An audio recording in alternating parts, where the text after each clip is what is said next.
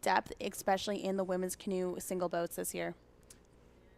And it looks like we have a late scratch from this race as Jillian Perrone from Berloque is not on that starting list. So looks like we'll only have 4 boats going down the canal this afternoon.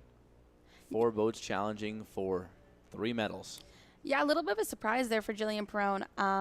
I've actually never known her to get scratched from a race or to take herself out of a race, but I mean, everybody has their own reasons. I know she does have a full race card, and we will see lots more of her throughout the rest of the competition this week. We mentioned earlier, Laurence Vincent Lapointe, not here right now for this one. Also, another notable name that isn't here to defend her title in the junior women's C1 1000 meter is Katie Vincent from the Mississauga Canoe Club, because she is also competing for Canada in the Czech Republic. Yes, Dan, and as we look at last year's medalists, Katie Vincent, Nicole Jessup of Masqua, and Pascal Dupin from La Chienne, we have no returning athletes in this competition, so we're going to see brand new girls on the podium, which is another great opportunity as well, as we always like to see the hard work kind of being spread out to everybody. About 200 meters into this junior women's C1 1000 meter, and at this point it's a 2-boat race with Rowan Hardy-Cavana in lane 4 and Juliet Brault in lane 6 battling it out. Yes, Dan, I think these women really have the advantage here because they didn't have to race this race in the morning. You know, they had the opportunity to, as you said, to sleep in, rest, get their full mental preparation and physical preparation ready for 1,000 meters, because 1,000 meters is 1 kilometer. It is a long race. So as we just saw, those kayakers had to race it this morning and then turn around and be prepared to race it this afternoon. It's really tolling on your body, especially if you have other races in between. So we should be able to see some strong finishes from these C1 athletes. Juliet Brault right now with the lead from Pointe Claire. She finished second in the C2 500 meter at the 2014 Junior World Championships in Hungary. So at this Nationals Championships, you're really seeing the best the sport have to offer coming and fighting for national supremacy. Yeah, especially in the junior category, with Junior and U23 Worlds being a place where so much talent gets showcased. So if you're able to, I mean, those are the next Olympians. Those are the next world champions. The Junior and U23 World Champion program is incredible. So if you're able to get on the podium there, you really have set yourself up for a great future in this sport. It's still a 2-boat race as Hardy, Cavana, and Brault are going at it. Lane 6 and 4 at this point.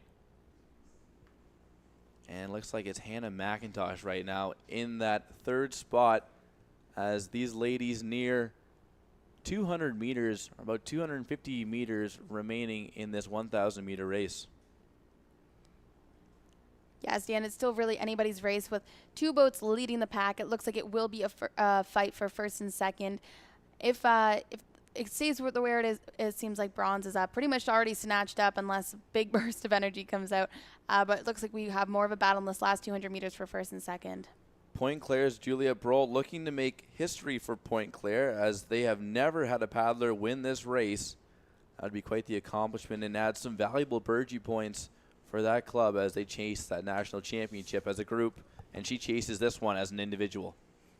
Yeah, this will definitely help towards Pointe Claire, not only just for Burgee points, but with the history and recognition of this club. It's a club that we're seeing more and more women's canoe athletes coming out of it, and I think this would really help them put on the map. And she's creeping up on Hardy Cavanaugh, so it looks pretty good. Hardy Cavanaugh coming down in that white boat. It's Brault in lane 6 in the blue. With every stroke, Brault gaining a little more, and I think she's in the lead now with about 50 meters remaining. She timed it just right as the 2 righties fly down the last portion of this course. And it looks like it's going to be history for Juliet Brault from Pointe Claire, the first ever member of that club to win a national championship in the junior women's C1 1000 meter. Great finish by Juliet Brault there. In a 1,000-meter race, as we've said in the 6,000 before, it's all about timing and it's all about pacing. You know, you have to know when you want to really bring up your stroke rate and push hard to the end. You can't do it too early, you can't do it too late, or else you'll get caught either way. It seems like she timed herself perfectly, and now she gets to go home with a gold medal because of that. And unfortunately for Hardy Cavanaugh, that's 2 silvers today as she won a silver medal in the 500 meter, the first race of the day, the junior women's 500 meter at the C1 level. So that is a tough day for her in the boat. And rounding out the podium, Sonobe's Hannah McIntosh. Yeah, overall 3 athletes that we've been one athlete that we haven't even been seeing that much of, Juliet Brault, kind of came out of nowhere in this race, which is very impressive. We've heard a lot about, as you just said, Rowan Hardy-Kavanaugh. But here, of course, are our unofficial results. Brault taking a quite significant lead there at the end, almost 4 seconds on Hardy-Kavanaugh. McIntosh from Sonobe coming in third, and Saucier finishing strong from Point Claire, making a little bit of a Point Claire sandwich there.